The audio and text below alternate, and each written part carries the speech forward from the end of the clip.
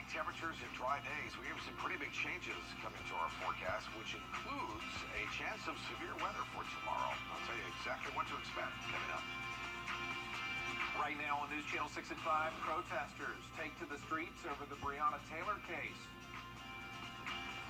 Plus, a look at a new exhibit from the Smithsonian that highlights the women's suffrage movement. We'll take you there.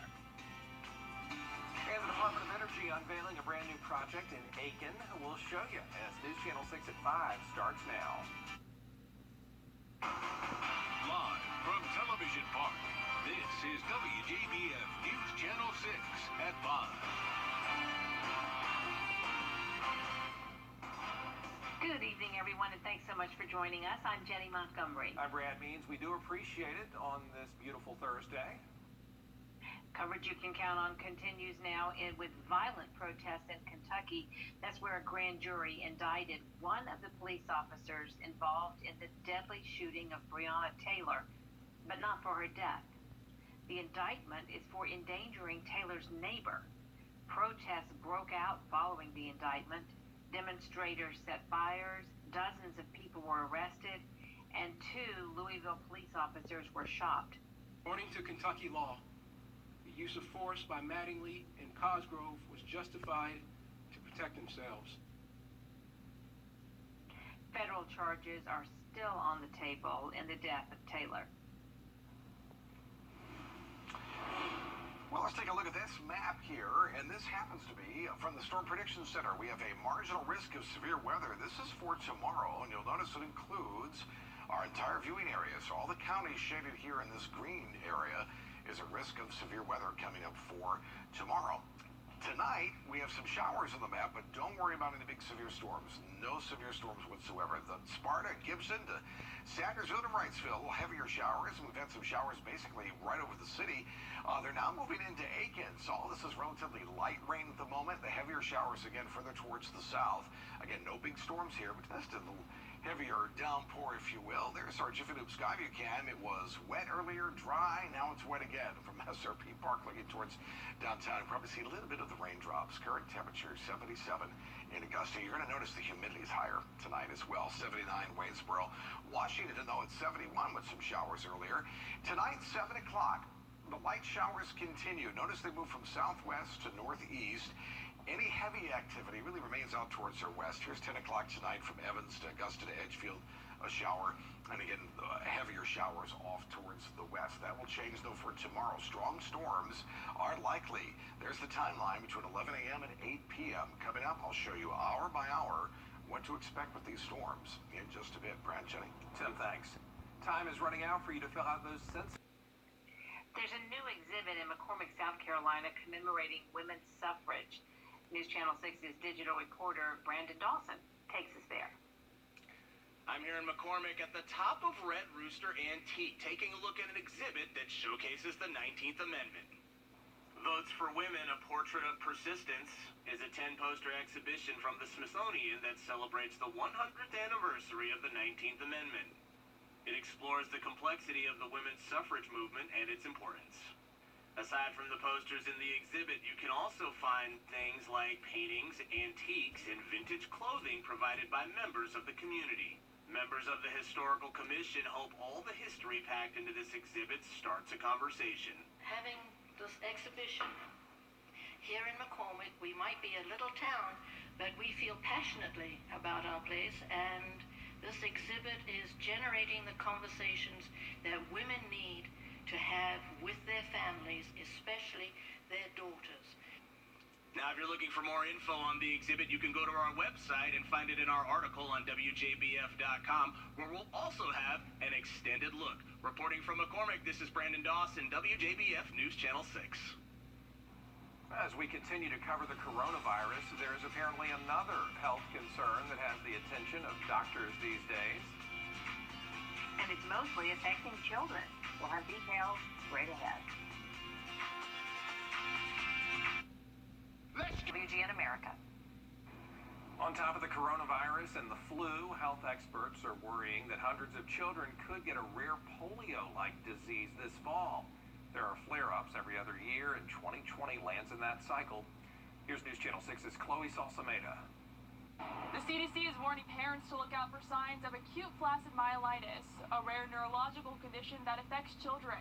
There are often no warning signs, and it can leave kids partially paralyzed. Every 2 years, the CDC sees a surge in acute flaccid myelitis cases, also known as AFM. So this would be the year that it comes up. In 2018, more than 230 children were diagnosed, and every cycle, cases have increased and begin appearing between August and November. We're right smack in the middle of it.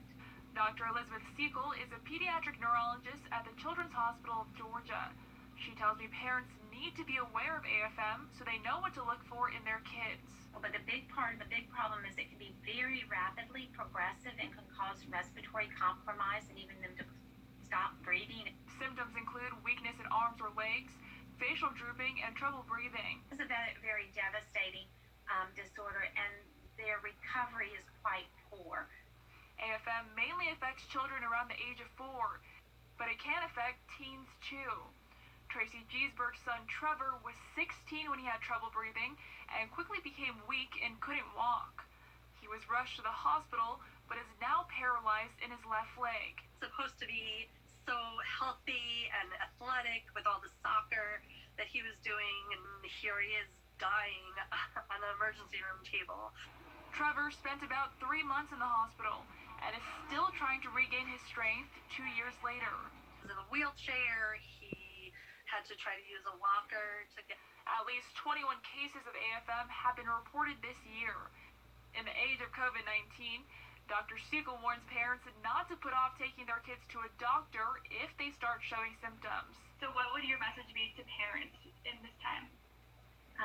Listen to your children, especially after viral illnesses, if they start complaining of neck or back pain associated with any weakness, and then get them seen acutely for that. In Augusta, Chloe Salsameda, WJBF, News Channel 6. President Trump is still pushing for a coronavirus. Now, your most accurate forecast with WJBF Live Viper 6. At Viper 6 showing our showers that are moving through the area. Relatively light, no big thunderstorms now at all. So don't worry about that tonight. But just roadways certainly are wet headed home. Another batch of rain coming in from Grovetown to the 4th. That should be through the city, Martinez and Evans. In just a little bit. Further towards the south, a little heavier showers. Sandersville over to Louisville. That is all moving again off towards the northeast. If it was Skyview Cam, this time over Bel Air Road, notice the deck of clouds, relatively dry at the moment, so the showers certainly will be hit and miss. At the airport, little light shower. Current temperature is 77 degrees. Dew point and humidity up significantly, so this is all of our moisture that's headed our way. And thunderstorms likely for tomorrow. Some have the potential to be strong or severe. It'll be a warm weekend, and then we're really going to cool it off next week. So here comes the showers. A lot of the heavier showers well to our south.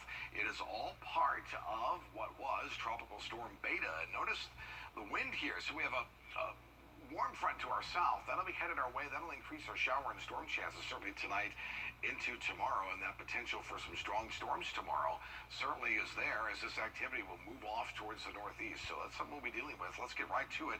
And let's pick it up at 8 o'clock tomorrow morning. So we're still dealing with some scattered showers off to work and school. There's 11 o'clock.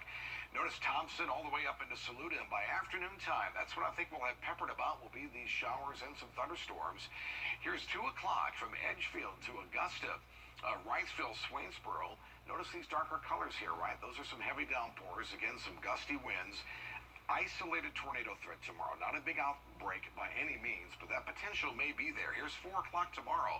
Edgefield, Aiken to Augusta, Millen, Wrightsville, Swainsboro. Notice they all move off towards the northeast.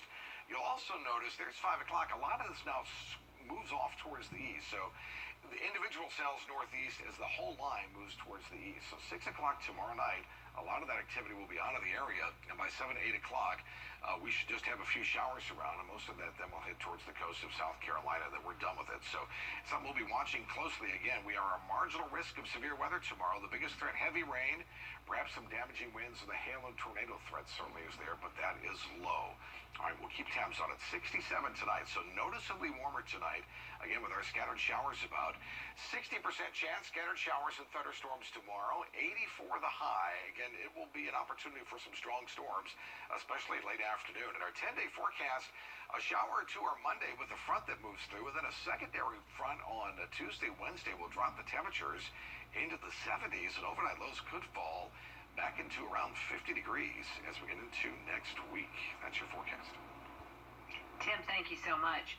Well, in a few weeks, America will face a tough new reality. A holiday season in the middle of a pandemic. And now the CDC is giving advice on how to safely celebrate. Here's Kelly Antonacci. The Centers for Disease Control and Prevention say Halloween in the country's most haunted city shouldn't look like this year. I'm just a baby. They say celebrations should be much smaller and outdoors. Coastal Health District Director Dr. Lawton Davis agrees. CDC seems to be confirming that activities that take place indoors are probably riskier than, in general, than those that take place outdoors. Dr. Davis suggests participating in low-risk activities like carving pumpkins or decorating your house. Trick-or-treating is considered a high-risk activity, but Dr. Davis says you can get creative with it. Make sure that if children are out trick-or-treating, how they socially distance by putting, marking your walkway, having a table out in front of the doorway so that you can place the candy or whatever treats or tricks you might be handing out. Visit Savannah President Joseph Marinelli says he's expecting Halloween to be busy. It's on a Saturday this year. Weekends have been busy for months despite the pandemic. Of course, sometimes that's affected by Mother Nature and what kind of weather we have and so forth. But, considering our weekends are performing well in general now, I think Halloween weekend will probably be a busy weekend for us throughout the city. No matter how you celebrate, Dr. Davis warns a Halloween mask is not enough to protect you from the virus. Kelly Antonacci reporting for us tonight. Well, an all-female fire crew is making history. And you'll meet them after the break. I'm David Perdue. A group of 5 female firefighters at Palm Beach Gardens Fire Rescue became the first ever all-women's crew called to serve as a team, something that's never happened at the department since it was established in 1963. It's the first time we had in our department a female as a captain, a driver, firefighter, rescue lieutenant, and a medic. There was more laughs and jokes, unfortunately at men's expense, because we were running the show. The team says they want to send a message to the next generation of female firefighters that they are capable of anything. We are working on several developing stories for News Channel 6 at 5:30. Including